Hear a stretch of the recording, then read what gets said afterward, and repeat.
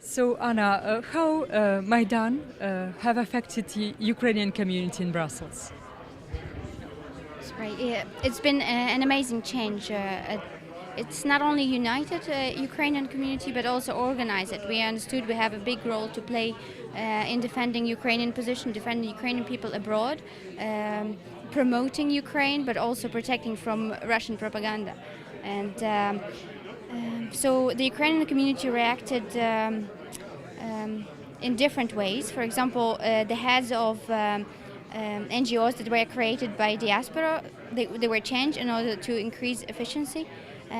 Also, we hold regular meeting with different organizations and try to make a strategy what we can do. We just became more politically involved, and before we were indifferent to this, and now we're taking part in everything what's in Brussels that is considers Ukraine.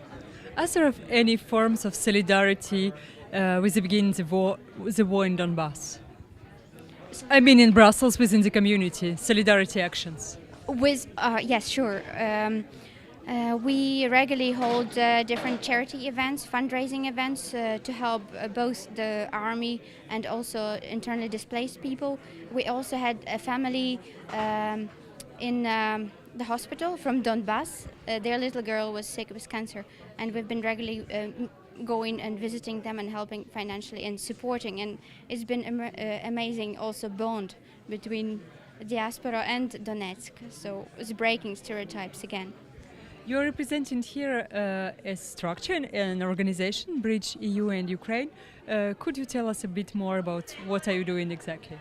So it's one of the organizations that emerged thanks to Maidan.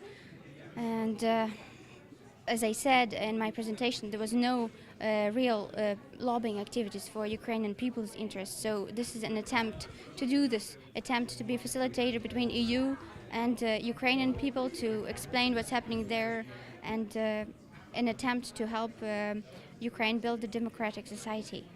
You've mentioned also in your presentation Russian lobbying organizations. Of what consists their work in Brussels, actually? Their work in Brussels. How do they work? It's pretty amazing. It's so intense and varied. I think the artery of all that is an Russian embassy and the representation to the EU. And also different individuals. We also had anti-Maidan in Brussels that was organized by Russian citizens and attended by Russian citizens. They work with media intensively. We are trying not to intersect, to avoid the conflict, but few times they did come to our Maidan and tried to provoke, but we just ignored.